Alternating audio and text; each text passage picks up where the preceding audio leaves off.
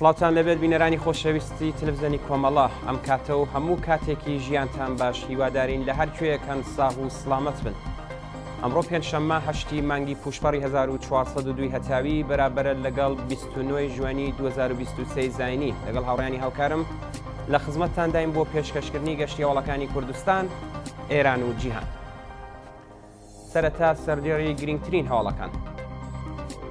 کۆبوونەوەی بنەماڵەی ڕامین فاتحی لەسەر مەزارەکەی لە گۆڕستانی سنە، ئاگردانی دارستانەکانی کەریماوە لە شاری بانە، کۆبوونەوەی کارمەندانی وستانداری کۆهگۆلیەوە بۆی ڕەحمەت، ناڕزایەتی خەڵکی بەلوچستان لە ئاست کەمینان، برینداربوونی 17 کرێکار بەهۆی ئاگرگرتنی ئەمباری کارخانەی ئێسنۆڤا لە ئیسفەهان، دەست بەسەرکردنی چالاکێکی خوێندکاری لە تەورێز، و داڕمانی بەردەوامی بازاڕی بورس و چوونە دەرەوەی سەرمایە.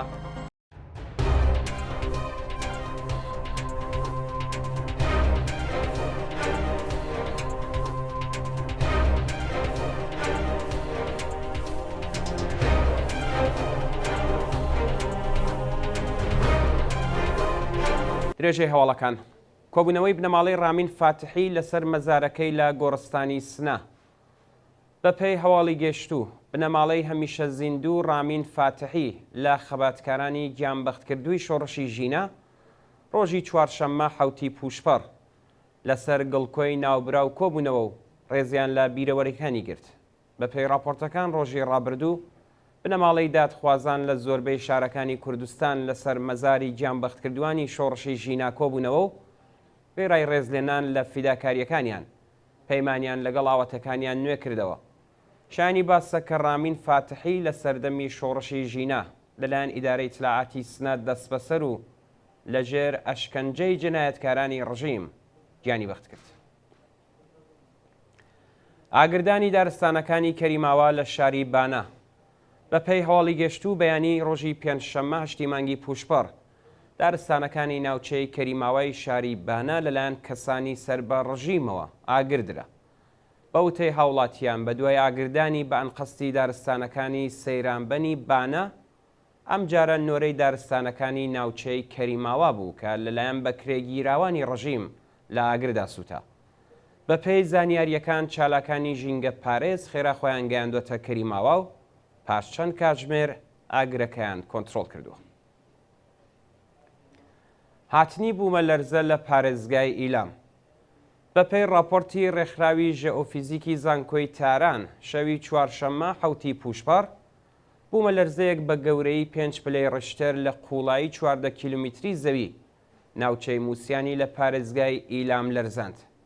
بەپێی راپۆرتەکان، چەند دوا لەرزە بە گەورەی 3 ڕشتر و لە قوڵایی 10 کیلومتری زەوی موسیان و چەند شاری دیکەی لە پارێزگای ئیلام لەرزاندووە و تەنیا هاوڵاتیەک لە کاتی هەڵاتن بریندار بووە و زیانە مادیەکان هێشتا بەراورد نەکراوە. کۆبوونەوەی کارمەندانی وستانداری کۆهگۆلیەوە بۆی ڕەحمەت. ڕۆژی چوارشەممە 7 مانگی پوشپەڕ، کۆمەڵێک لە کارمەندانی وستانداری کۆهگۆلیەوە بۆی ڕەحمەت لە ناڕەزایەتی بە جێبەجێ نەکردنی داخوازیەکانیان کۆبوونەوە. بەپێی راپۆرتەکان، کارمەندانی وستانداری کۆهگۆلیەوە بۆی ڕەحمەت لە شاری یاسووج بەڕاخستنی سفرەی بەتاڵ لە نێو مەحوەتەی ئەو ناوەندە دەوڵەتیە ناڕەزایەتی خۆیان لە ئاسخراپی دۆخی مەعیشەت نیشاندا. بەشداربووانی ئەو کۆبوونەوە خوازیاری چوونەسەرەوەی حەقدەست و مەزایە بەپێی هێڵی هەژاری و بەکردەوە دەرهاتنی گەڵاڵەی هاوسانسازی بوون. ناڕەزایەتی خەڵکی بەلوچستان لە ئاسکەمینان.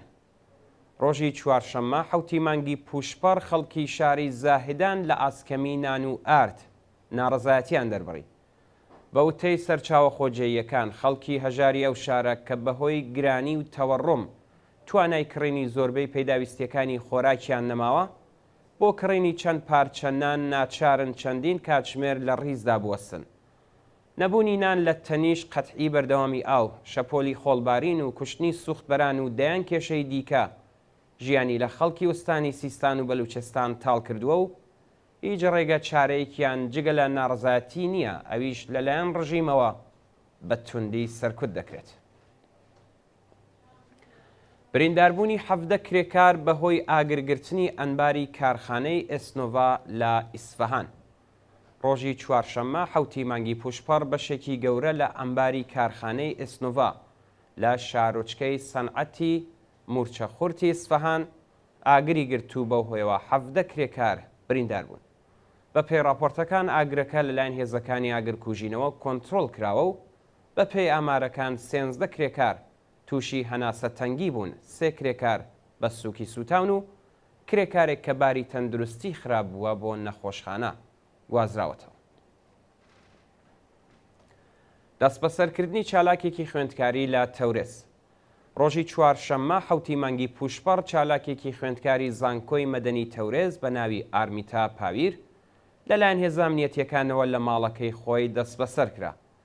بە پێی زانیاریەکان ئارمیتا پاویر خوێندکاری بواری ژینناسی سلولی مولکولی زانکۆی مەدەنی تەورێز بوو و هیچ زانیاریەک سەبارەت بە هۆکاری بەندکران و شۆنی ڕاگیرانی لە بەردەستانیە. داڕمانی بەردەوامی بازاڕی بورس و چوونە دەرەوەی سەرمایە لە ئێران. لە ماوەی ڕۆژانی ڕابردوودا بازاڕی بورسی ئێران تووشی داڕمانێکی مێژووی بووە و هەزاران ملیارد تمەن سەرمایە لەلایەن سەهامدارانی گەورەوە چۆتە دەرەوە.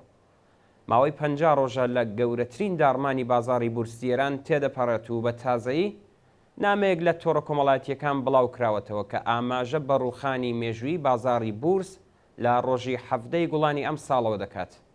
ئەو نامە کە لەلایەن محەممەد مخبر جێگری یەکەمی ئیبراهیم ڕەیسی واژۆکراوە باس لە گۆڕانی نرخی خۆراک لە پێترۆشیمیەکان لە 5,000 بۆ 7,000 تمەن دەکات کە بە واتای چوونە سەرەوەی هەزینەکانی وەبەرهێنان و کەمکردنەوەی سوودی پشکدارانە. ئەو نامەیە پێش 7 گوڵان بڵاو کراوەتەوە و نیشانی دەدات کە کەسانێک لە نێودام و دەستگای دەوڵەت لە ڕێگەی ڕانتی ئیتلاعاتیەوە 2 مانگ زووتر لە گۆڕانکاریەکانی بازار تێدەگەن و بە تازایی بە هەزاران ملیارد تمەن سەرمایەیان لە بازار بردۆتە دەرەوە. بڵاوبوونەوەی نەخۆشی مالاریا لە ئوستانی سیستان و بەلوچستان. زانکۆی زانیاری پزیشکی زاهیدان ڕۆژی چوارشەممە حوتی مانگی پوشپەڕ ڕایگەیاند ڕێژەی تووشبووان بە نەخۆشی مالاریای کوشەندە لە ئوستانی سیستان و بەلوچستان بە ڕێژەیەکی بەرچاو چۆتە سەرەوە.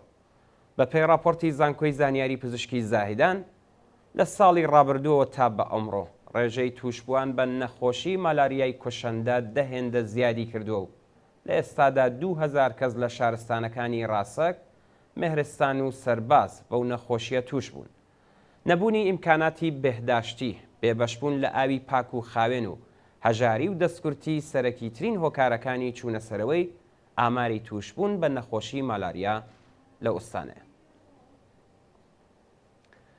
دوا هەواڵ هێرشی چەکداری بۆ سەر باڵێۆزخانەی ئەمریکا لە جەددەی عەرەبستان. ڕۆژی چوارشەممە حوتی مانگی پوشپەڕ چەکدارێک هێرشی کردە سەر باڵێۆزخانەی ئەمریکا لە شاری جەددەی عەرەبستانی سعودی و کرێکارێکی خەڵکی وڵاتی نێپاڵ گیانی لەدەستا. بەوتەی پۆلیسی عەرەبستان هێرشبەرەکە سەرەتا ئۆتۆمۆبیلەکەی لە نزیک باڵێۆزخانەی ئەمریکا لە شاری جەددە پارک کردووە، دواتر بە چەک هێرشی کردوتە سەر هێزە ئەمنیەکانی بەردەم باڵێۆزخانەکە و شەڕ هاتۆتە ئاراوە کە بەو هۆیەوە کرێکارێکی خەڵکی نەپاڵگیانی لەدەستاوە و هێرشبەرەکەش لەلایەن هێزە ئەمنیەتیەکانەوە کوژراوە.